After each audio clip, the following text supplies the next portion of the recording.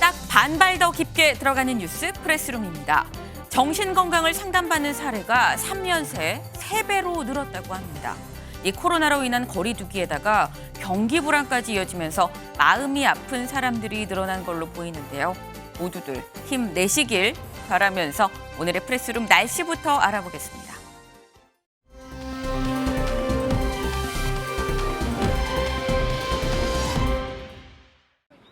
현재 저는 남산골 한옥마을에 나와 있습니다. 이곳의 하늘 잔뜩 흐리기만 하지만 현재 중부와 남해안 곳곳으로는 비가 내리고 있습니다. 이 비는 오늘 저녁 전국으로 확대되겠고요. 비가 내리는 동안 바람도 강하게 불 것으로 보입니다. 비바람에 견딜 만한 튼튼한 우산 챙겨주셔야겠습니다. 막바지 가을비 어느 정도일까요? 중서부 지역과 지리산 부근, 남해안과 제주에 20에서 80mm, 제주 산지 많은 곳에서는 120mm가 넘겠고요. 그 밖의 지역 최대 50mm가 되겠습니다. 이번 비는 내일 오전 대부분 그칠 것으로 보이지만 비가 내리는 동안 시간당 20에서 30mm 안팎으로 강하게 쏟아질 수 있어서 주의가 필요하겠습니다. 해상에도 바람이 매우 강해서 물결이 최대 5m 이상으로 일겠습니다. 현재 제주 해상과 남해상에 풍랑주의보가 발효 중인 가운데 앞으로 특보는 전 해상으로 확대할 것으로 보입니다.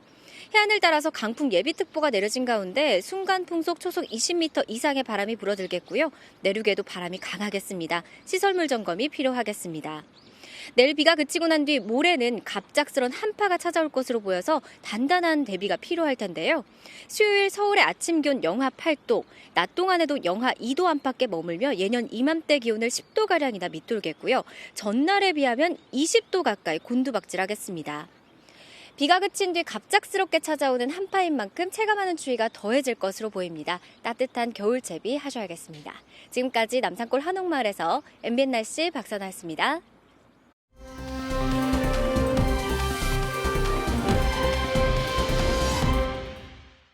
네, 오후 3시 지금 이 시각 가장 핫한 소식을 전해드리는 뉴스리 바로 만나보시죠. 화물연대 총파업이 닷새째로 접어든 가운데 강대강 대치 국면인 화물연대와 정부가 조금 전인 오후 2시부터 첫 교섭을 진행하고 있습니다. 오늘 협상 무산될 경우 정부는 초강경 대응에 나서겠다는 계획인데요. 대통령실은 내일 국무회의를 열고 윤석열 대통령이 직접 파업 참가자에 대한 업무 개시 명령을 심의하겠다고 밝혔습니다. 잠시 뒤 자세히 전해드리겠습니다. 이 강원 양양에서 어제 있었던 헬기 사고 탑승 신고 인원보다 많은 5명이 숨진 것으로 확인됐죠. 경찰이 헬기에 타고 있던 신원미상 여성 2명에 대한 DNA 감정을 국과수에 의뢰했습니다. 사고 이틀째인 오늘 원인 규명을 위한 현장 합동 감식이 진행 중인데요. 경찰은 이들이 왜 헬기에 타고 있었는지에 대한 조사도 이어갈 예정입니다. 오늘 밤 10시 우리나라 대표팀이 월드컵 2차전 상대 가나와의 경기를 앞두고 있습니다. 16강 진출의 최대 분수령이 될 전망인데 부상에서 회복 중인 주축 수비수 김민재 선수의 출전 여부를 두고 벤투 감독의 고민이 깊어지고 있습니다. 잠시 뒤 전해드립니다.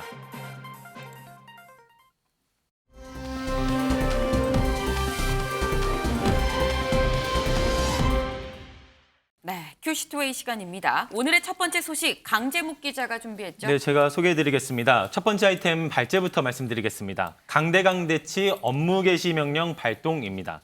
이 화물연대 파업이 닷새째로 접어든 가운데 조금 전 오후 2시 정부와 화물연대 측이 이 파업 후 처음으로 협상 테이블에 마주 앉았습니다. 네. 이 정부 세종청사에서 자리 중인데요. 이 양측의 공식 대화는 지난 15일 이후로 오늘 처음입니다. 지난 24일 이 화물 운송 기사들의 이 최저임금 제격인 안전운임 일몰제를 폐지하고 이 적용 대상을 확대해달라는 요구를 하고 있는 중입니다. 입장차가 교섭에 양측의 입장차가 크기 때문에 이 교섭에 난항이 예상되고 있는 상황인데요. 오늘 교섭에서도 진전이 없다면 이 업무 개시 명령이 발동될 것이 유력해 보이는 상황입니다. 이 물류 피해가 계속해서 커지자 정부는 위기 경보 단계를 이 최고 단계인 심각으로 격상했습니다. 이 관심, 주의, 경계, 심각 이 4단계 중에 최고 단계인 건데요. 위기 경보 단계가 최고 수준으로 올라가면서 정부 대응 기구도 이 범정부 차원의 중앙재난대책안전본부로 강화됐습니다. 이상민 장관의 발언 듣고 오시겠습니다. 극소수 강성 귀족노조 수뇌부가 주도하는 이기적인 집단 행위로 국민 경제가 휘청거리고 다수의 선량한 근로자들이 피해를 입는 상황이 반복되고 있는 악습은 이제 더 이상 두고만 볼 수는 없습니다. 정부는 법과 원칙에 따라 무관용 원칙으로 강력하게 대응해 나갈 계획입니다. 이번 집단 운송 거부로 국가 경제에 매우 심각한 위기가 예상된다면 업무 개시 명령을 발동하는 것은 당연한 것이고 정상적인 운송 보호를 위한 경찰의 신속 대응 체계를 구축할 계획입니다. 네, 지금 저희 키워드에도 있었고요. 강재묵 기자 설명에도 들어 있는데 업무 개시 명령이라는 얘기가 지금 반복해서 나오고 있습니다. 강재묵 기자, 예. 이 업무 개시 명령이 뭐 업무를 개시 시작하라는 명령으로 추측이 되긴 하는데 이게 뭔지 그리고 이걸 어기면 어떻게 되는 거예요? 그러니까 말씀하신 것처럼 이제 강제로 영업에 복귀하도록 내리는 명령입니다. 네. 이 국가 경제에 매우 그러니까 조항을 살펴보시면은 국가 경제에 매우 심각한 위기를 초래하거나 또 초래할 우려가 있다고 인정할 사유가 있을 때로 네. 이 국무회의 심의를 통해 국토교통부 장관이 발동할 수 있는 조치입니다. 이 앵커께서 말씀하신 것처럼 이 거부할 시에는 징역이나 벌금형에까지도 처할 수 있는데요. 네. 이 지난 2004년 참여정부 때 도입된 제도인데 네. 이 도입 이후로 실제로 현재까지 아직 이제 실제로 발동된 사례는 아직까지는 없는 상황입니다. 지금 징역형 얘기까지 나왔습니다. 근데 뭐 지금까지 단 한 번도 발동된 적이 없다라고 하는데 강재묵 기자. 예. 근데 윤 대통령이 굉장히 좀 단호하던데요. 강경합니다. 이 법대로 하겠다라는 입장인 건데요. 네. 윤 대통령이 오늘 수석비서관 회의에서 이 화물연대 총파업 사태와 관련해 이 법치주의를 강조하는 모습, 방금 말씀드린 것처럼 법대로 하겠다는 이 뉘앙스의 발언이 있었습니다. 이 법치주의를 확실히 세워야 한다. 내일은 화물연대 조합원에 대한 업무 개시 명령을 또 실제로 이어서 직접 주재할 예정인 만큼 좀 강경한 모습 보이고 있는 상황입니다. 네, 이런 식으로 화물연대 파업을 대하는 윤석열 정부 방침에 대해 야당은 이 폭력배라는 강도 높은 표현까지 사용하면서 비판하고 있습니다. 이 박홍근 민주당 원내대표 목소리 듣고 오시죠. 왜 약속을 지키지 않는 겁니까, 정부는? 저는 오히려 정부야말로 이럴 때 좀 그동안 약속대로 자기들이 무엇을 했는지에 대해서 돌아보고 보다 책임 있는 자세로 나와야 된다 생각합니다. 이렇게 강공만 그래서 이 뭐 노동계만 그냥 마치 폭력배 집단처럼 이렇게 몰아가는 것이 사태 해결에 무슨 도움이 되겠습니까? 네, 박홍근 민주당 원내대표 지금 폭력배 집단처럼 이란 표현을 썼습니다. 지금 화물연대 측은 지금 이런 총파업 정부가 약속을 지키지 않았기 때문 아니냐라고 얘기를 하고 있는데요. 그 목소리도 들어보고 오시죠. 약속을 지키지 않은 정부와 정치권이 우리를 이 거리로 내모은 겁니다. 그래서 새로운 요구를 하고 있지 않고 약속한 바대로 안전운임제 유지하기로 했고 그리고 품목 확대를 하기로 논의하기로 했으면 그 약속을 지키면 됩니다. 그런데 지금 와서 그 약속이 없었던 것처럼 하고 있는 정부와 정치권에 대한 불신 그리고 분노가 이번 파업의 원인이라고 생각이 됩니다. 네, 지금 뭐 언뜻 보기만 해도 화물연대 그리고 정부 쪽 지금 양쪽이 강대강 대치로 지금 가고 있는 그런 상황으로 보입니다. 김준일 대표님, 예. 지금 윤 대통령이 내일 직접 국무회의를 열고 업무 개시 명령을 심의할 수도 있어 보입니다. 업무 개시 명령 가능성 얼마나 될까요? 저는 뭐 가능성 높게 보고 있습니다. 높다. 예. 뭐 윤석열 대통령의 그동안의 어떤 철학, 네. 뭐 법치주의 뭐 이런 거를 강조를 하는 것을 이번 계기로 좀 보여주겠다라는 거고 또 하나는 지난 6월에 있었던 화물연대와의 타협 자체가 네. 조금 정부가 밀렸다. 이거 자체가 좀 잘못됐다 이런 인식들이 지금 정부 쪽에 좀 있어요. 그러니까 네. 아예 바로잡겠다라는 건데 저는 아까 전에 뭐 이제 여러 얘기가 나왔지만은 일단 정부 여당의 좀 무책임을 얘기하지 않을 수가 없습니다. 어쨌든 6월달에 합의를 했잖아요. 네. 그러니까 안전운임제에 대해서 지속하고 그리고 그 적용 대상을 넓히기로 했다. 그러면은 노조 측, 그러니까 화물연대 측이 얘기하는 거 다 들어주라는 얘기가 아니라 논의를 해야 되잖아요. 5대 동안 아무것도 안 했습니다. 아무것도 안 하고 국회에서는 딱 한 번 민생경제안정특별위원회가 열렸는데 거기에서도 우리는 못한다. 정부 여당이 나와서 이 얘기만 했어요. 그럼 누가 앞으로 정부 주체를 믿고 이런 타협을 할 수가 있겠습니까? 그러니까 뭐 이렇게 법과 원칙도 중요한데 최소한 그런 타협을 하기로 했으면 그거에 대한 신용 제스처라도 있어야 되는데 지금 이 파업이 그럼 누구 때문에 벌어진 거냐라고 라고 봤을 때는 정부가 결코 이거에 대해서는 책임을 면할 수 없다라는 거죠. 네. 지금 김준일 대표님은 이게 정부가 좀 책임이 있지 않겠느냐라는 말씀을 주셨는데 이도훈 위원님 어떻게 보십니까? 뭐 정부가 꼭 강경하다고만은 할 수 없죠. 파업 들어가기 이전에 이미 정부가 안전우님 3년 연장할 수 있다 입장도 밝혔는데 또 그렇게 하니까 이제 그 노조 측에서는 이제 더 많은 요구를 하는데 일부는 들어줄 수도 있습니다. 그렇지만 화물연대 요구 들어주면은 다른 분야에서도 비슷한 요구가 나올 거고 그러면 뭐 경제 전체적으로 미치는 파급 효과가 너무 크기 때문에 모든 걸 정부가 다 받아들일 수는 없습니다. 정부 입장에서는 이제 안타까운 거는 경제 위기 상황에서 우리 경제의 활력을 다시 얻으려면은 방법은 뭡니까? 수출밖에 없어요. 그래서 이번에 이제 사우디 왕세자 와서 네옴시티 투자하는 문제도 논의했고 또 얼마 전에 그 앨런 머스크랑 화상 통화하면서 기가 팩토리 우리나라 짓는 문제도 얘기하면서 이제 좀 경제 활성화 시키려고 하는데 수출의 가장 중요한 분야인 지금 유통, 물류, 그 컨테이너 멈추고 이렇게 된다면은 정부 입장으로서는 그냥 받아들이기 쉽지 않죠. 그 동안에는 2004년 이후에 이제 이 제도가 도입된 이후에 업무 개시 한 번도 안 했죠. 너무 그동안 좋은 게 좋다식으로 왔기 때문에 노사 문제가 이렇게 문제가 많이 쌓였다. 이런 아마 기본적인 인식을 갖고 정부가 대응할 거고 다만 일단 협상이 시작됐으니까 그건 좀 보고 판단하는 게 좋을 것 같습니다. 네. 지금 사실 저희 두 분 위원님도 의견이 지금 갈리고 있는 상황입니다. 하지만 또 분명한 건 어쨌거나 이번 파업으로 인해서 전체 국민들, 이 나라 전체가 좀 피해를 입는 상황이기 때문에 좀 잘 교섭이, 제일 좋은 건 교섭이 잘 타결이 되는 게 우선이지 않을까 하는 생각을 좀 해봅니다.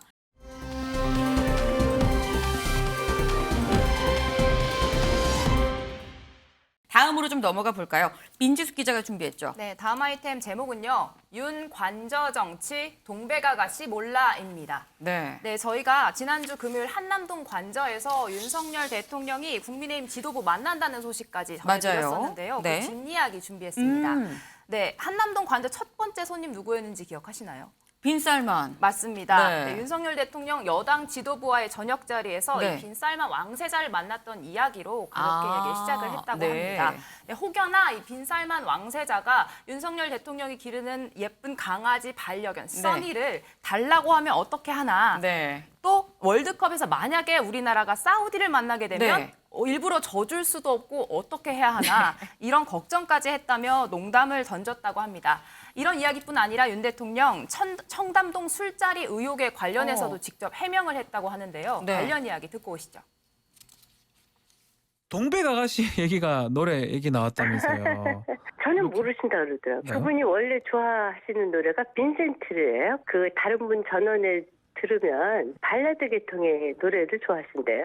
근데 원래 노래방은 안 가신대요. 네. 술을 드셔도 예. 그냥 밥집에서 끝내신다고 그날 그러시더라고요. 그 한동훈 장관께서는 네. 1차도 길어지면 그냥 중간에 일어나서 가시는 분이래요. 그거를 법정에서 다 안다고 그러시더라고요. 이런 화기애애한 분위기가 초대되지 않은 야당 입장에서는 반가운 소식은 아니겠죠. 네. 그렇기 때문에 민주당에서는 바로 공세에 나섰는데요. 방금 전에 민지숙 기사가 만찬 소개해드릴 때 영상이나 그림 하나도 보여드리지 못했습니다. 왜냐면요. 맞아요. 만찬이 모두 비공개로 진행됐습니다. 이 부분을 야당은 걸고 넘어졌는데 이 서용주 민주당 부대변인의 경우에는 사진 한 장, 영상 한 편 공개하지 않은 비밀 만찬이었다. 불통과 독선으로 점철된 그들만의 국정 운영 보여준다라고 말했고요. 네. 박용진 의원은 끼리끼리 정치다. 동네 개모임도 이렇게는 안 한다라면서 비판했습니다. 네. 사실 지금 이 얘기를 들어보면 일단 참석한 비대위원들의 얘기는 편한 자리였다라고는 하는데 이수아 기자, 또 이게 대통령이 관저에서 여당 지도부를 처음으로 부른 자리인데 이게 글쎄 편한 자리였을까 싶은데 국정조사 얘기, 전당대회 얘기 안 했을까요?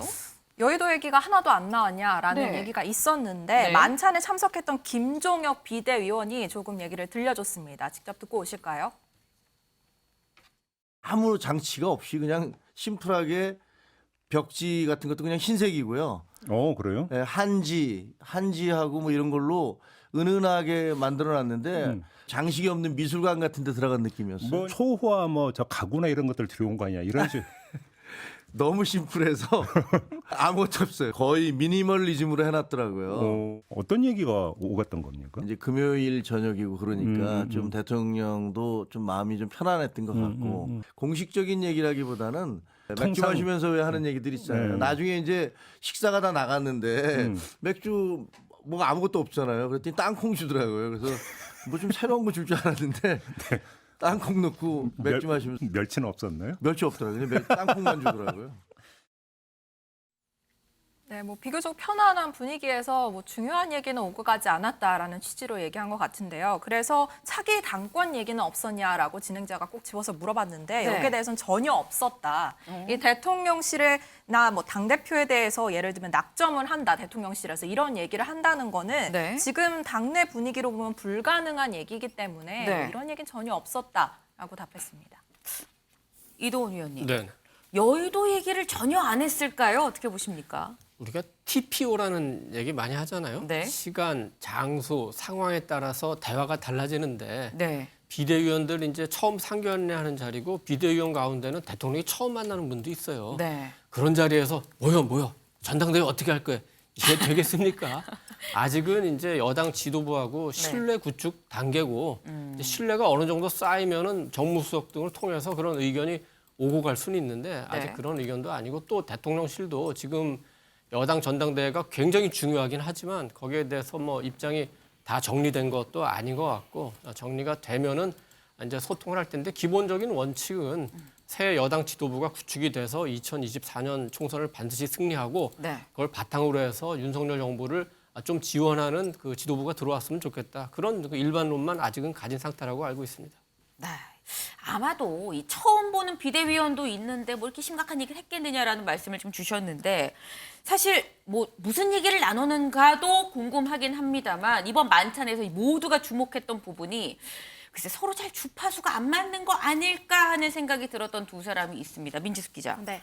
이 윤 대통령이랑 주호영 원내대표 네. 만찬 자리에서 분위기 어땠을까요? 네, 전해진 바로 분위기는 일단 정말 좋았다고 합니다. 윤석열 대통령이 만찬 내내 주 네. 원내대표에게 선배님이라며 깍듯하게 대했다고. 대통령이 원내대표한테. 맞습니다. 네. 왜냐하면 윤 대통령의 9기수 사법연수원 선배이기 때문이죠. 네. 그래서 이 자리에서 계속 존칭을 쓰면서 깍듯하게 대접을 했다고 하는데 네. 만찬 자리에서 윤 대통령 정말 고생이 많으시다면서 주 원내대표 어깨를 두드리고 이렇게 포옹하는 모습도 포착이 됐었다고 합니다. 그러면서 주 원내대표의 지역구 이 대구의 네. 명물이죠. 뭉티기 이야기를 하면서 뭉티기? 네, 이야기꽃을 피우기도 했다고 합니다. 뭉티기가 뭐죠? 그게 이게 날 고기를 네. 뭉쳐서 네. 회처럼 먹는 음식인데 저도 한 번밖에 안 먹어봐서 제대로 설명을 못 드리겠네요. 그래서 그렇군요. 이 이야기로 아주 화기애애한 분위기가 이어졌다고 합니다. 네.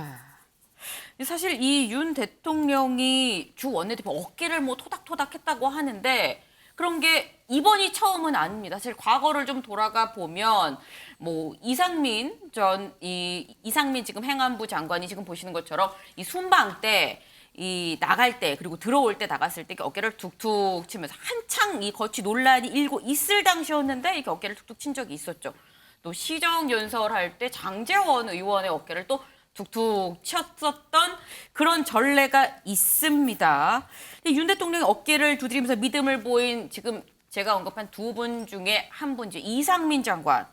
이상민 장관이 사실 민주당에선 오늘이 마지노선이다. 이 이상민 장관 빨리 해임해라. 라고 한 날짜입니다. 이수아 기자. 네. 이상민 장관 거취는 어떻게 되는 거예요? 마지노선을 그었다고 해도 거취에는 크게 변함이 없을 것 같은 게요. 네. 일단 대통령실에서 이 국정조사를 시작하기도 전에 이 장관부터 나가라고 이건 언어 도단이다라고 말하면서 어이가 없어 말도 못하겠다라는 입장을 냈습니다. 거부 의사를 밝힌 거고요. 네. 이 주호영 원내대표 역시 이상민 장관 파면을 이 야당에서 계속 요청을 한다면 국정조사에 참여할 수 없다라는 말까지 했습니다. 네, 하지만 민주당 계속해서 윤 대통령을 향해 국민이냐 이 장관이냐 한쪽을 네. 선택하라며 압박을 가하고 있습니다. 네. 이 박홍근 원내대표 발언 듣고 오시죠.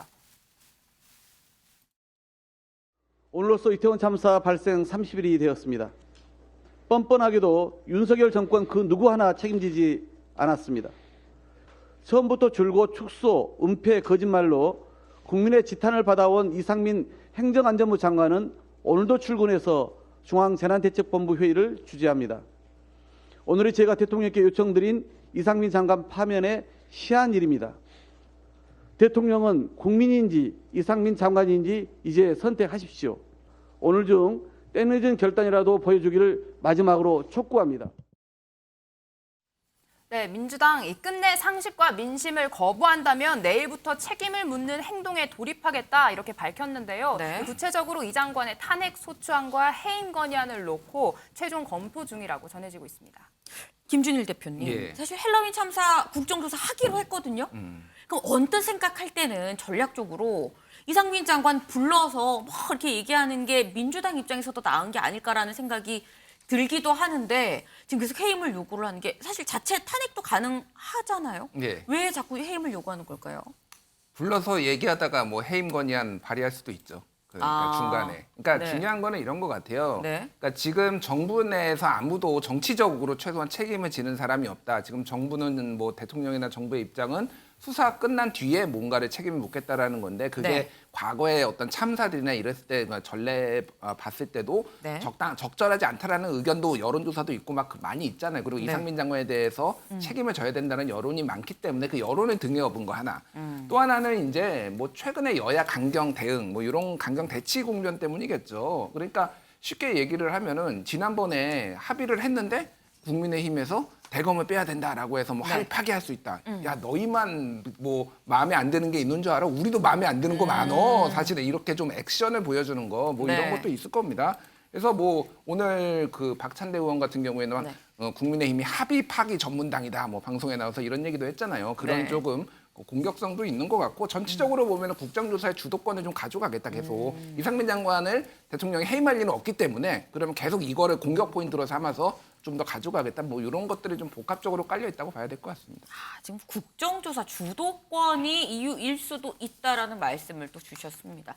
사실 저희가 이 관저 얘기를 좀 하다가 관저에서 있었던 만찬 얘기를 하다가 지금 흘러 이상민 장관의 거취 얘기까지 좀 왔는데 다시 좀 돌아가 보면 이수아 기자, 네. 이 국민의힘 지도부랑 만찬을 한 게 빈살만 왕세자 이후 두 번째인 줄 알았는데 보니까 그 전에 두 번째 만찬은 따로 있더라고요. 예, 사이에 꼈던 두 번째 만찬 소식이 조금 뒤늦게 알려졌는데요. 네. 알고 보니까 여당 지도부를 만나기 전에 이미 윤 대통령이 이 친윤 4인방이라고 불리는 내 의원과 부부 동반 만찬을 한 것으로 뒤늦게 알려졌습니다. 네. 이 친윤 4인방 저희가 진윤이라고 부를 수도 있을 것 같은데 네. 이 사람들 권성동, 장제원, 이철규, 윤한홍 의원입니다. 모두 다 캠프에서 어떤 역할을 했었던 사람이라는 점이 보이고요. 이 날짜는 사실 왔다 갔다 합니다. 22일이다, 23일이다 여러 네. 얘기가 나오는데 이 당 지도부 만찬 전, 그러니까 24일 전이었던 것만은 현재는 확실한 것 같습니다.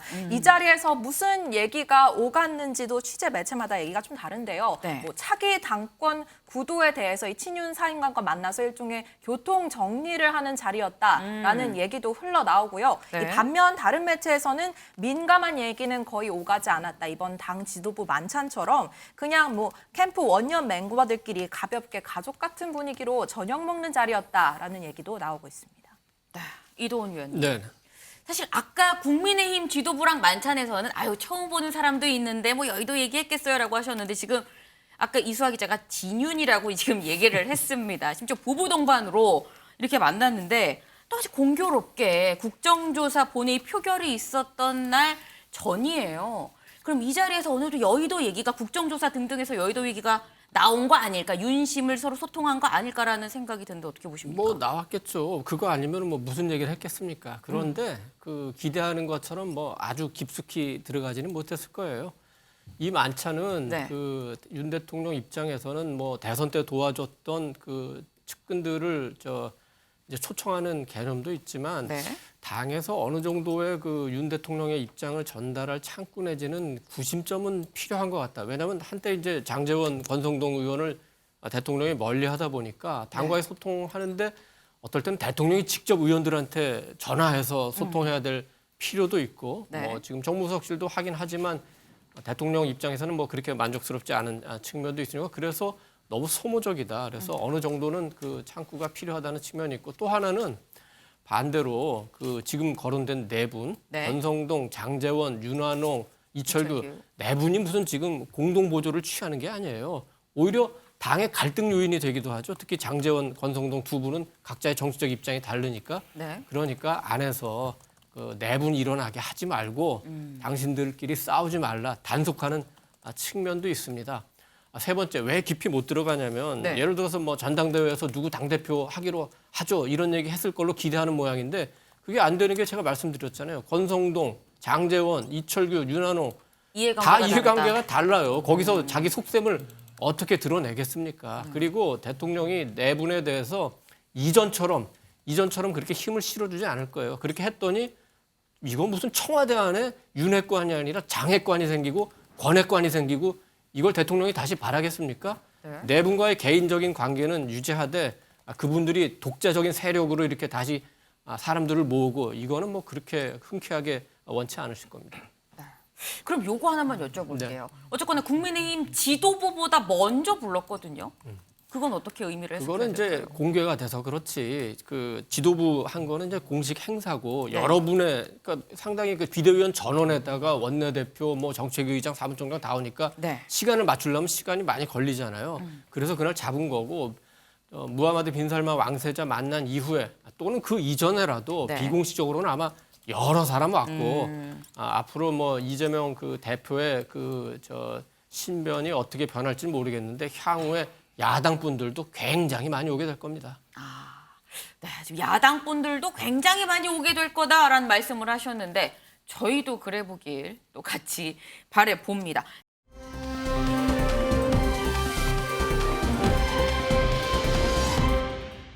다음 민지숙 기자가 준비했죠. 네, 다음 아이템 제목은요. 분노한 한동훈 정치 깡패냐입니다. 네. 네, 퇴근길 미행 청담동 술자리 논란에 이어 한 유튜브 채널과 한동훈 장관의 악연 3라운드째 접어들었습니다. 네. 죄송합니다. 네, 어제 오후 해당 채널 관계자들이 이 한 장관이 살고 있는 걸로 알려진 도곡동의 자택으로 직접 찾아간 건데요. 네. 이 과정을 유튜브 채널에서 생중계했습니다. 네, 그러면서 한 장관의 아파트 동호수까지 그대로 노출이 되면서 네. 사생활 침해 논란까지 일고 있는데요. 현재 이 영상 채널에서 삭제된 상태이기는 합니다. 네네. 네, 그런데 아파트 단지 앞에서 이 매체 관계자들 이 수사관들이 갑자기 기습적으로 압수수색을 한 이 기자들의 마음이 어떤 건지 네. 한동훈도 공감해보라는 차원에서 찾아왔다. 네. 이런 이야기를 했습니다. 압수수색 당한 기자들 마음이 어떤지 공감해보란 차원에서 찾아왔다. 이게 무슨 말이에요? 네, 바로 이날 자신들이 먼저 이 스토킹 혐의로 압수수색을 당할 뻔했던 이야기를 하는 것 같은데요. 이 매체 지난 9월 이 한동훈 장관의 퇴근길을 한 달 가까이 따라다니기도 했는데 이 당시에 한 장관 반응 먼저 보고 오시죠. 어떻게 약점을 잡아보려고 밤에 미행한 것 같은데요. 뭐 제가 뭐 이상한 술집이라도 가는 걸 바랬겠죠. 그런데 이 나라가 미운 사람 약점 잡으려고 밤에 차량으로 반복해서 미행해도 되는 나라에서는 안 된다고 생각합니다.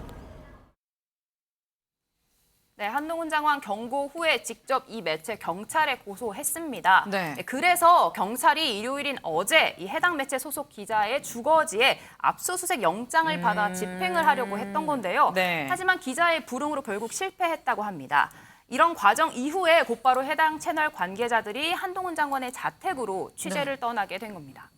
예, 그런가 하면 이 앞서 말씀드린 유튜브 채널 취재진이 한동훈 장관 집을 이제 찾아갔을 때 네. 이 당시에는 한 장관은 집에 없었던 것으로 확인되고 있습니다. 네. 이 자택에는 한동훈 장관의 아내와 이 자녀만 있었던 것으로 네. 지금 확인되고 있는데요.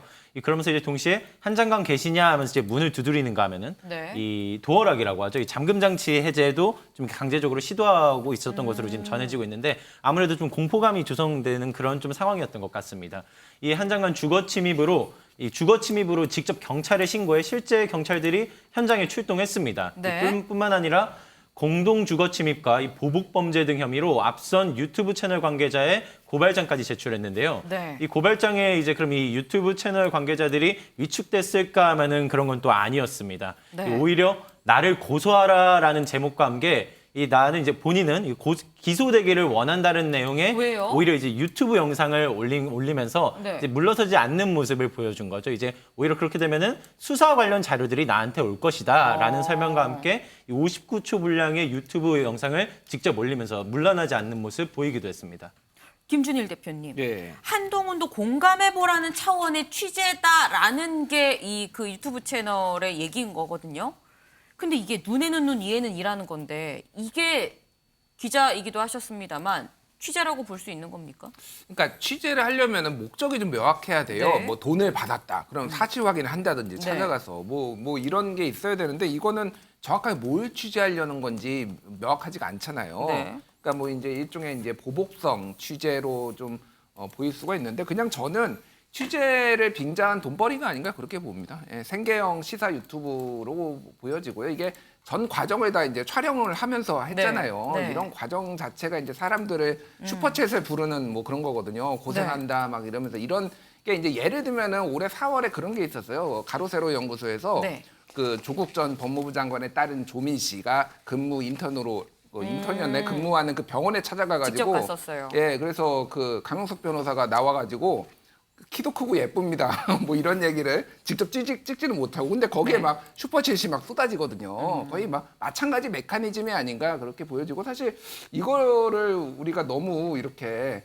돈벌이 하는 거에 우리가 이렇게 너무 진지하게 하고 있는 것도 조금 저는 개인적으로 조금 그렇습니다. 예. 네. 지금 저희 키워드가 한 장관이 정치 깡패 뭐 이렇게 얘기를 한 부분이었습니다. 민지숙 기자. 네. 한 장관이 분노하면서 한 얘기가 정치 깡패인가 보죠? 맞습니다. 오늘 법무부 출근길에서 이와 관련해 입을 열었는데요. 네. 무단 침입 관련 매체를 정치 깡패다라고 강하게 비판했습니다. 직접 영상으로 보고 오시죠. 더 탐사 같은 데가 김의겸 같은 주류 정치인과 협업하거나 그 뒷배를 믿고 과거의 정치 깡패들이 하던 역할을 하는 것 같습니다. 그런데 거기서 그치지 않고 앞으로도 계속 이러겠다고 공언하고 있습니다. 너무 끔찍한 얘기 같습니다. 그쪽 주장은 뭐 사전에 연락을 했으니까 스토킹이 아니다. 그렇게 취재해 보셨어요? 그렇게 취재 안 해보셨죠? 네. 그리고 사전에 연락을 안 했죠. 그렇게 따진다면은 취재라는 이름만 부르면 모든 불법이 허용되는 건가요? 그렇게 취재 안 하시잖아요. 뭐 그렇게 취재해 보신 적 없으실 것 같은데요? 주변에 보셨어요? 그런 사람들? 네, 한 장관 이렇게 조목조목 비판하면서 상대를 비난했는데요. 국민의힘 이번 사태를 도저히 있을 수 없는 폭력이다라고 규정하면서 배후에 민주당이 있는 게 아니냐라고 지적을 하기도 했습니다.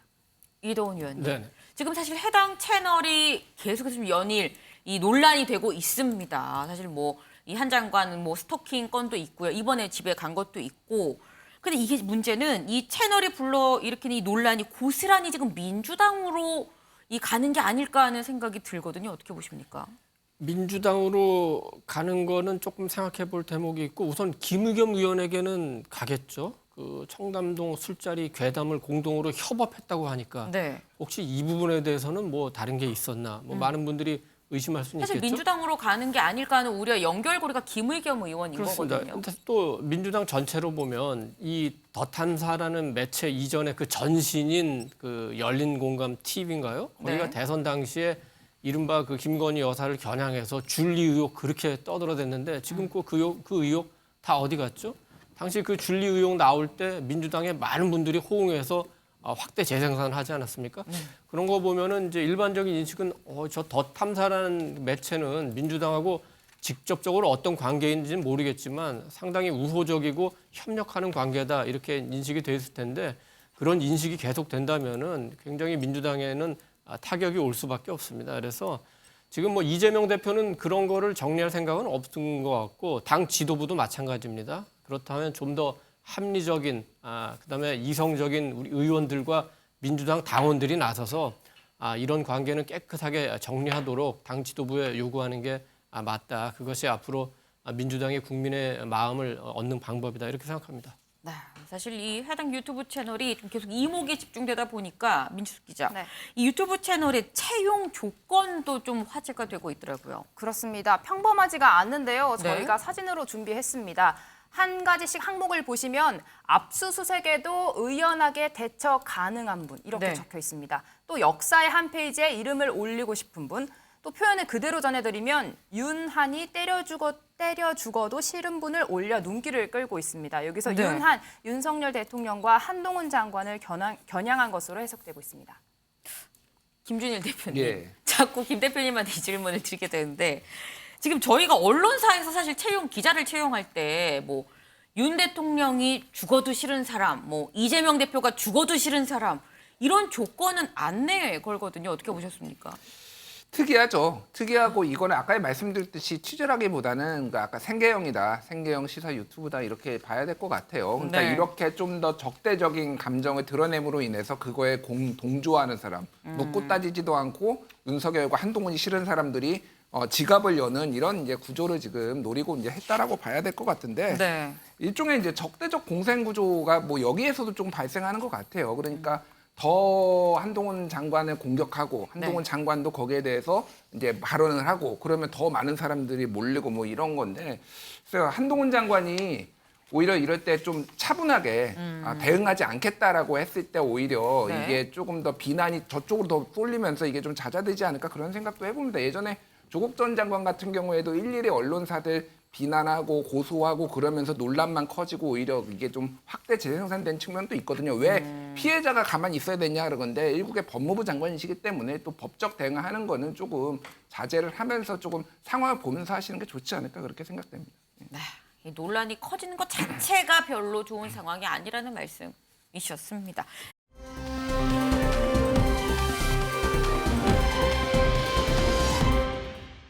다음 아이템으로 가보죠. 이수아 기자가 준비했죠? 네, 북한 소식 한번 짚어보고 갈까요? 네. 제목은요. 김정은 딸 또 등장, 리설주 주니어입니다. 이 북한 김정은 위원장 이번에도 딸과 동행한 모습이 포착됐습니다. 네. 이 신형 ICBM 발사가 성공했잖아요. 거기에 기여했던 공로자들과 기념 촬영을 하는 자리였는데요. 네. 여기에 이 딸이 또 등장을 했습니다. 이 지난 18일 발사 장면을 함께 관람했던 이 둘째 딸로 추정이 되고 있습니다. 김주애 양인데 네. 이 달라진 스타일이 좀 눈길을 끕니다. 지난 그러네요. 19일 날 보면은 좀 앳된 모습입니다. 이 하얀 패딩을 입고 왔고 앞머리도 내려서 초등학생이다, 딱 초등학생이다 이런 생각이 들었거든요. 네, 네. 그런데 어제 보도를 보시면은 굉장히 약간 성숙한 분위기를 내고 있습니다. 이 검은색 코트를 입고 있고요. 네. 앞머리를 모두 올린 이 박묶음 머리를 하고 있는데요. 네. 이렇게 약간 1초 약간 어머니를 닮은 것 같은 10초 그런 생각이 쯤 들죠. 네. 익숙한 모습입니다. 지금 똑같아요. 비교해서 나가고 있는데 네. 리설주 여사랑 거의 똑같이 스타일링을 했습니다. 네. 어머니가 코트를 빌려주셨나 싶기도 하고 그런 것 같습니다. 네, 이렇게 진짜 딸이 연이어 매체에 등장하면서 사라진 다른 딸이 있습니다. 다른 딸. 네, 그 전까지 저희가 딸로 추정했던 소녀 있었죠. 저희가 아. 방송에서도 한번 다뤘었는데 맞아요. 조용히 자취를 감추기 시작했습니다. 네, 김정은 위원장의 딸로 추정된다라며 한 소녀의 공연 영상이 등장했었는데요. 네. 조선중앙TV가 흰 양말에 혼자 머리를 풀고 있는 이 소녀를 이렇게 집중하면서 네. 영상이 논란이 됐었죠. 근데 현재 이 방송의 재방송 영상에서는 이 김정은 위원장의 진짜 딸이 등장한 이후로는 이 딸로 추정됐던 해당 소녀의 모습만 삭제된 채 오. 새로 방영이 되고 있다고 합니다. 네. 진짜 딸이 나타나니까 가짜 딸이 사라지는 상황이 됐습니다. 아니 근데 이수아 기자 네. 너무 똑 닮았어요. 이게 닮아도 정말 똑 닮았다 싶은데 네. 아니 지난번에 그 하얀 패딩하고는 완전히 모습이 달라졌네요. 네, 이렇게 좀 스타일링 옷차림뿐만 아니라 네. 북한 매체에서 이 김주애 양을 부르는 호칭도 바뀌었는데요. 오, 지난번 네. 공개 때는 뭐 사랑하는 자제분 이렇게 표현을 했다면은 네. 이번에는 이렇게 호칭이 한층 높여진 모습이었습니다. 조선중앙방송 잠시 보고 오실까요? 중대한 리정표를 대는 역사적인 중야철 양복의 시험 발사장에 사랑하는 자제분과 요사와 함께 몸소 나오시어 시험 발사 초원 과정을 직접 지도해 주시며 북방 과학자 전투원들을 열렬히 고무해 주시고 경애하는 전 비서동지께서 존귀하신 자제분과 함께 촬영장에 나오시자 폭풍 같은 만세 환호를 힘껏 터쳐 올렸습니다. 신형 대륙간 탄도미사일 화성포 17형 시험 발사 성공에 기여한 성원들과 함께 기념사진을 찍으셨습니다. 네, 사랑하는 자제분이 존귀한 자제분으로 바뀌었습니다. 네. 이 딸 김주양은 그저 동행 이상의 역할을 한 것 같기도 한 게요. 네. 이번에 공로를 인정받아서 대장으로 승진한 국방과학원장이 있습니다. 이 네. 원장과 인사하는 모습이 사진이 공개되기도 했는데 지금 네. 보시는 것처럼 굉장히 깍듯이 고개를 숙여 악수하는 과학원장에 비해서 네. 이 김주양은 굉장히 허리를 꼿꼿이 세우고 당당한 자세로 인사를 하고 이 모습을 김정은 위원장이 흐뭇하게 바라보고 있습니다. 그러네요. 이 노동신부는요, 또 앞으로도 변함없이 백투 혈통만을 따르고 충실할 것이다라고 기념 사진에 적기도 했습니다. 지금 김정은 위원장이 2번이나 연달아서 지금 딸을 대동하고 공개 석상에 나섰습니다. 자꾸 이렇게 딸을 대동하고 나서는 이유, 얼마 전에 저희 프레스룸에 권영세 통일부 장관이 나와서 이렇게 얘기를 했는데요. 같이 들어보고 오시죠. ICBM 발사도 뭐 자기네들이 일상적인 거다. 그리고 자기네들은 뭐 전혀 그런 부분에 대해서 뭐 특별하게 생각을 하거나 이렇게 우리 아이랑 같이 나올 수 있을 정도의 일상적인 거다. 아마 이런 거를 한편으로는 내부에도 북한 내부에도 보여주고 또 다른 편으로는 외부 대외적으로 국제사회에서도 좀 과시하는 측면이 있지 않았나 이렇게 생각이 됩니다. 네, 이 권영세 장관이 저희 프레스룸에 나와서 한 얘기가 이 북한은 ICBM 발사가 굉장히 일상적인 거다라는 걸 대내외에 좀 보여주기 위한 거 아니겠느냐라고 얘기를 했습니다. 근데 이동훈 의원님, 네. 아니 왜 첫째 아들도 있거든요. 근데 왜 둘째 딸만 데리고 나오는 걸까요? 우선 그 김정은 위원장 그다음에 북한 정권의 의도가 뭔가와 관계없이 그 딸마저도 저렇게 정치적 프로파간다, 선전선동에 이용하는 그 김정은 세력의 비정함을 적나라하게 보여주는 거 아닌가 생각합니다. 9살, 10살짜리 딸이 뭘 알겠습니까? 그 어린애를 데려다 사진 찍히게 해서 전 세계에서 또 이제 호기심이 있으니까 찾아보고 하니까 마치 또 그 이설주처럼 분장까지 시켜서 저렇게 내는 거는 딸은 사실 모든 아빠에게 있어서 가장 소중한 존재인데 저거를 김정은 위원장이 스스로 저렇게 결정을 했을까? 아니면 누군가 그 압력에 의해서 어쩔 수 없이 뭐 김정은 위원장도 따른 것인가 그런 생각이 들 정도거든요. 그러니까 권영세 위원장의 이제 설명은 권영세 장관의 설명은 이런 측면이 있어요. 북한이 지금 전 세계를 향해서 핵실험을 하고 핵 미사일을 쏘고 하면서 위협을 하지만 그에 대한 반작용으로 또 경제적, 군사적 제재를 받을 수 있는데 어린 딸을 앞세워서 그거를 방패막이처럼 삼으려고 한다는데 아무리 그렇고 해도 본질을 그 김정은 정권의 민낯을 가릴 수가 없어요. 세계 최악의 인권 탄압국이고 세계 최악의 경제 파탄국이잖아요. 그래서 그 본질이 저런 그 정치적 프로파간다로 절대 그 가릴 수 없다. 아들이 그럼 왜 안 나왔느냐? 아들은 이제 딸보다는 그 아들이 지금 뭐 정상적으로 성장하고 있다면은 저는 그런 일은 아마 벌어지기 어렵다고 보는데 김정은 입장에서는 뭐 4대 세습을 생각한다면은 그 아들일 가능성이 있죠. 그래서 지금 그 대중의 공개에서 위협에 노출하지 않으려는 상황도 있고 또 하나는 그 나이 때 사실은 저 지금 화면에 나온 딸 나이 때 김정은은 이미 스위스에 유학하고 있었어요. 그런데 지금 이제 국제적인 제재로 그 아들이 유학을 하고 싶어도 못 나갔을 수도 있지만 또 그 받아주는 나라 몇 군데는 있을 테니까 거기서 유학할 가능성도 있다 이렇게 볼 수 있겠습니다. 첫째 아들은 어딘가에서 유학을 가 있거나 이게 어쨌거나 공개적인 노출을 좀 피하고 있지 않겠느냐라는 말씀을 좀 주셨는데 사실 이 김정은 위원장의 딸에 지금 모두가 좀 주목하긴 했습니다만 이 단순히 저 자리에 기념식 저 자리에 딸만 있는 게 아닙니다. 굉장히 이례적 기가 하나 더 있는데 이수아 기자. 이 보니까 ICBM 개발자들은 분명 승진을 했습니다. 아까 뭐 악수도 하고 그랬는데 사람이 아닌데 영웅으로 등극한 게 있어요. 사실 여기에 최대 승진자는 따로 있었는데요. 자라는 명칭을 붙이기도 좀 그런데 이 화성 17형 그러니까 신형 ICBM의 이동식 발사대 차량에 영웅 칭호가 붙여졌습니다. 이 북한 최고 훈장이 주어진 건데요. 이 사람이 아닌 대상에 영웅 칭호를 부여한 게 사실 이번이 처음은 아닙니다. 이 이동식 발사대뿐만 아니라 과거 어뢰정 또 군용기에도 이런 영웅 칭호를 준 적이 있는데요. 한 가지 좀 궁금한 거는 왜 ICBM 그 미사일 자체가 아니라 이동식 발사대에 영웅 칭호를 줬냐 이 부분인데, 이동식 발사대로 북한이 어느 순간부터 기습 타격 공격이 가능해진 거잖아요. 그런 만큼 이 발사대를 얼마나 북한이 중요 전력으로 생각하고 있느냐, 의미를 부여하고 있느냐를 볼 수 있는 대목이었습니다. 네, 이렇게 영웅 칭호까지 받은 발사대 이렇게 큰 관심을 받다 보니까 재밌는 해프닝도 있었는데요. 기념 사진을 찍으려고 이 발사대 위에 올라갔던 군인들이 추락하는 사고도 있었습니다. 저희가 영상으로 준비했는데 이 조선중앙TV가 지난 19일 위원장 김정은 위원장이 화성 17형 시험 발사 관련해서 지도한 모습을 영상으로 공개했는데 이 자리에서 이 발사대 차량에 올라갔던 군인들이 순식간에 사라지는 모습이 보입니다. 옆에 있던 군인들이 붙잡으려고 하지만 그대로 넘어지는 모습인데요. 네, 이런 예상치 못한 사고가 벌어지자 카메라는 즉시 중간에 있던 김 위원장을 다시 잡기 시작했고 아무 일 없었던 것처럼 다시 환호하는 모습으로 영상이 넘어갔다고 합니다. 아니, 해프닝이긴 한데 일단 다치지 말았으면 참 하는 생각이 듭니다. 다치면 안 되는데. 김준일 대표님.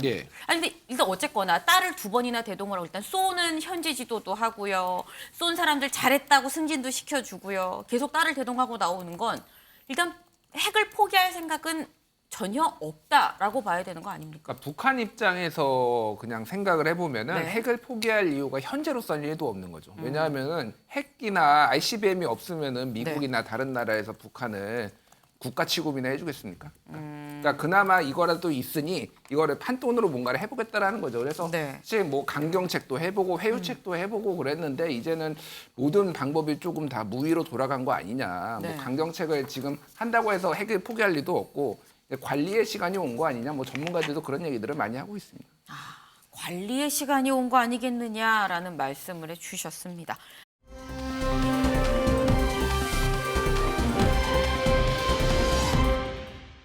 다음으로 좀 넘어가 볼까요? 오늘 밤 10시 상당히 좀 중요한 일이 있죠. 2차전 가나전이 열립니다. 이 가나전 저희가 얘기를 안 해볼 수 없습니다. 누가 준비했을까요? 예, 제가 준비했습니다. 말씀하신 것처럼 좀 다들 기다리고 계실 텐데요. 밤 10시만. 이 발제부터 말씀드리겠습니다. 운명의 2차전 16강 최대 분수령입니다. 오늘 밤 10시 대한민국 대표팀이 이 운명의 2차전을 앞두고 있습니다. 바로 말씀하신 것처럼 가나와의 경기인데요. 오늘 밤 경기에 16강의 명운이 달려있다라고 해도 과언이 아닐 만큼 이 중요한 경기라서 이제 주목되고 있는 상황입니다. 이 같은 조 포르투갈이 이제 승점 3점으로 앞서 나가고 있는 지금 이 승리가 어느 때보다 절실한 상황입니다. 이 오늘도 이제 어김없이 광화문 광장으로 이제 팬들의 붉은 함성이 이어질 전망인데요. 이 3만 명이 넘는 인파가 모일 것이 예측되고 이 지난 우루과이전에 두 배로 예상되는 인파라서 이제 경찰 인력도 좀 더 증진해가지고 배치될 예정입니다. 기동대와 특공대 870여 명이 이 질서 유지와 시민 안전 대응을 위해 배치될 예정입니다. 또 이제 오늘 날씨를 보셨으니까 아시겠지만 종일 흐린 날씨 때문에 비 또한 예상되고 있기 때문에 다들 이제 거리 응원에 참가하시는 분들은 추위 대비라든지 좀 각별히 신경 쓰실 필요가 있을 것 같습니다. 비가 와도 거리 응원은 진행을 계속 하나 봐요. 진행될 예정입니다. 그렇군요. 아니 제일 중요한 건 선수들의 컨디션입니다. 선수들 컨디션 어떻습니까? 전력 누수가 좀 있을 것으로 보여서 좀 다소 아쉬운 상황입니다. 아마 그 1차전 보신 분들은 또 이제 부상 상황 같은 것들도 좀 확인하셨을 텐데 이 주전 선수들의 공백이 예상되는 상황입니다. 먼저 황희찬 선수 이 햄스트링 부상으로 지난 우루과이전에 이어 이번 2차전 이 가나전도 결장이 확정됐습니다. 이 공식 기자회견 통해 이제 벤투 감독이 밝힌 내용이었고요. 이 공격 라인 핵심 자원인 만큼 이제 아쉬움이 좀 큰 상황인데 또 이제 그런가 하면 최근 절정의 폼을 보이고 있는 이 김민재 선수가 이 팬들이 확인하셨겠지만 지난 1차전에서 종아리 부상을 입어 이 팬들이 걱정하고 이제 상황이 있었죠. 이 벤투 감독이 같은 기자회견에서 아직 김민재 선수의 출전 상황은 결정을 하지 않았다, 알 수 없는 상황이다라고 밝힌 바가 있습니다. 이 마지막까지도 출전 여부를 두고 고민이 깊은 것으로 보이고요. 또 이제 그런가 하면 어제 팀 훈련 중으로서도 훈련에서 제외되는 모습 등이 좀 확인되기도 했습니다. 마지막까지 좀 어떻게 될지를 모르는 만큼 좀 김민재 선수의 출전 여부가 가장 주목되는 상황입니다. 이제 그런가 하면 마지막으로 이제 주장 손흥민 선수는 다행히 이 선발로 출전할 것으로 예상되고 있는 상황인데요. 네. 특히 가나 대표팀 감독과의 특별한 인연이 화제가 된 바 있었습니다. 이 손흥민 선수가 그 예전에 이제 함부르크 유소년 팀에서 활동할 당시죠. 이 가나의 이 오토 아도 감독과 이 코치와 제자의 연이 있었던 것이 확인됐습니다. 네. 이제는 이 월드스타가 된 손흥민 선수의 뿌듯함을 표현하면서도 이 오늘 경기에서는 좀 재기량이 안 나오기를 바란다라는 그러니까 속마음을 드러내는 모습 잠깐 있었습니다. 네. 아니 그런데 이번 가나전 정말 모두가 응원에 맞이하는 이 가나전인데 이수아 기자. 네. 다른 게 아니라 심판이 관건이다 뭐 이런 얘기가 나옵니다. 이게 무슨 얘기예요? 의외의 복병이 등장했는데요. 네. 저희 주심이 앤서니 테일러라고 네. EPL 그러니까 영국 프리미어 리그에서 주로 활동해온 베테랑 심판이 맡게 됐습니다. 네. 국내 팬들에게도 익숙한 얼굴일 수 있는 게 우리 주장 손흥민 선수와 약간 악연이 있는 심판입니다. 2019년, 20년 시즌 토트넘의 숙적이라고 할 수 있죠. 이 첼시와의 경기에서 이 손흥민 선수가 공 경합을 하면서 미끄러지는 일이 있었습니다. 네. 그래서 약간 짜증이 나니까 이게 왼쪽 네. 발을 치켜 들었는데 네. 이걸 약간 의도적이고 불필요한 보복성 플레이로 이 심판이 판단을 하면서 레드 카드를 줬습니다. 퇴장을 시킨 건데 그때 그 심판이 네. 저희 가나전에서 주심을 맡게 아이고. 된 이 네. 앤서니 테일러 심판입니다. 그 점이 약간 걸리고요. 네. 불과 2개월 뒤에 비슷한 사고가 다른 경기에서 있었을 때는 네. 경고 카드조차 꺼내지 않았다고 합니다. 그렇기 때문에 약간 심판이 왔다 갔다 하는 거 아니냐 뭐 이런 지적까지 있었는데 네. 또 이 심판의 또 21년, 22년 EPL 판정 기록을 보면요. 네. 이 옐로우 카드 경고를 103개를 줬습니다. 전체 심판 중에 3위고요. 네. 퇴장 선언도 꽤 많이 줬습니다. 5개로 공동 2위를 달리고 있습니다. 그렇기 때문에 심판 판정이 어떻게 될지 모르는 선수들이 주의를 해야 되는 부분이 있습니다. 그리고 또 카타르 월드컵 첫 관문이었던 지난 24일을 생각해 보면은 이때 우루과이전 때도 좀 주심이 뭐 라인 아웃된 공을 그대로 플레이하게 시킨다거나 네. 아니면 우루과이의 터치볼 아웃이었는데 다시 우루과이한테 공 소유권을 준다거나 이런 일이 있었거든요. 그런 만큼 저희가 또 주의해야 될 부분인 것 같습니다. 이 심판이 어떻든 잘 뛰면 또 이기는데 문제가 없지 않겠나라는 생각을 해보는데 이도훈 의원님 네. 짧게 여쭤보겠습니다. 인간 문어라고 불리는 이 영국 해설위원이 있더라고요. 그래서 가나전이 한국한테 힘들긴 하지만 1대0으로 이길 거다라고 하던데 어떻게 보십니까? 이기는 건 동의합니다만 네. 스코어는 동의 못하겠습니다. 어떻게 이길까요? 김민재 선수가 나오면 2대0, 네. 김민재 선수가 못 나오면 2대1 우리가 이기는데 네. 손흥민 선수, 황의조 선수가 한 골씩 넣기를 기대합니다. 김준일 대표님 예. 몇 대 몇 예상하십니까? 저는 뭐 1대0 맞추고 저 크리스 서튼이 네.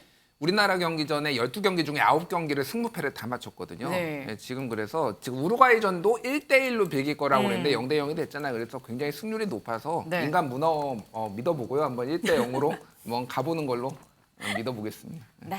어쨌거나 우리나라가 두 분 다 이긴다라는 말씀을 주셨습니다.